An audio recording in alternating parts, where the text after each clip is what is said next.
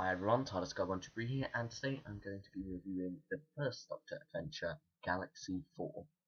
Now, I'm sorry for the small delay in the upload of this, but anyway, now moving on to the review itself.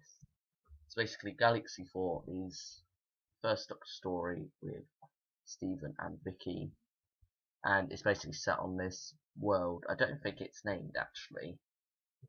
And basically there are these two species, the Drahvins, which are all female, not as in the species itself, but basically it's a female dominated species, and the only people you encounter here are female.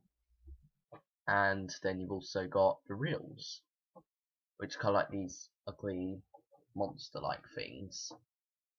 And the moral of the story is don't judge a book by its cover.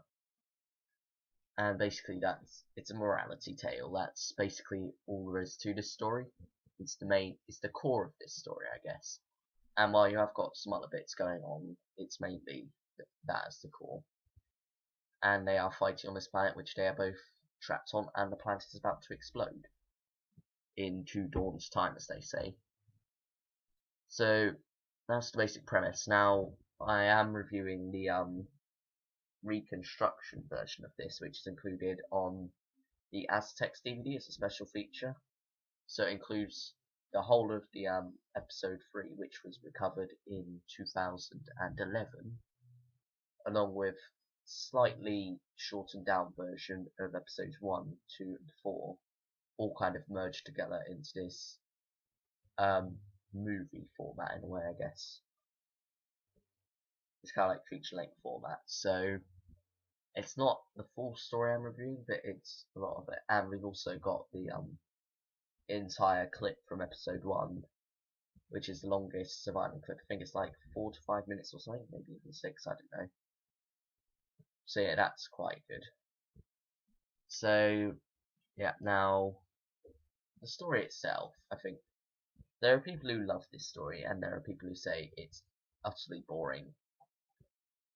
I personally quite enjoyed this story. It's not amazing in any way.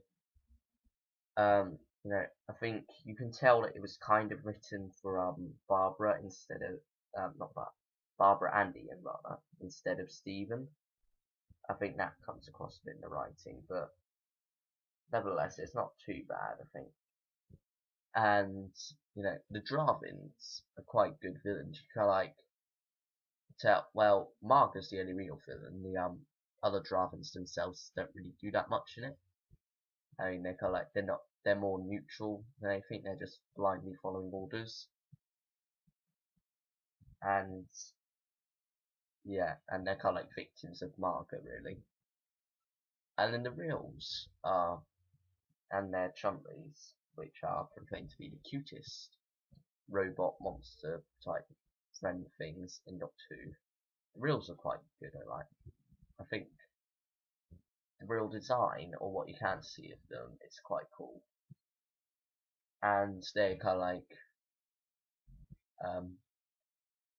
I think before the finding of episode, what's it called, episode 3, you could barely actually see the Rills. There was only like one surviving picture of the Rills, and that was it. But now we've got episode 3, we've got a bit more of the Rills. The Rills almost look like Jabba the Hutt in a way, but with a larger head and a slightly different head. Nevertheless, I think they're quite good characters, really.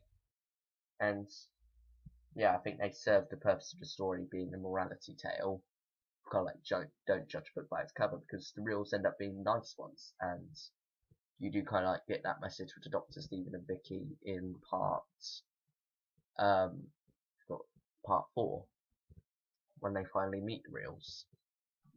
So yeah, I think the story itself is rather basic, because I mean you just got to escape the planet before it blows up. I think the design of the planet's okay, I guess. It does seem a little bit poor in comparison to some of the other efforts we've had, such as the Web Planet and whatnot. And no matter what you say about that story, the design of the backgrounds and whatnot is a little bit more developed than in this story, I guess would be the best word for it. A little bit more in depth, but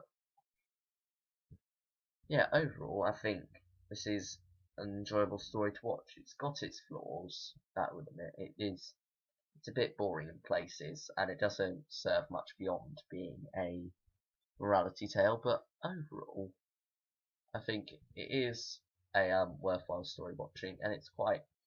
I guess the stuff in it is worthy, but a bit dull in places. So overall, I think it's worth 7 out of 10, maybe 6 out of 10. I don't know, it is enjoyable in places, I guess. So, yeah, that's enough of that. Thanks for watching, everyone. Next week's review will be of Resurrection of the Daleks, and I'll see you all next week. Bye, everyone.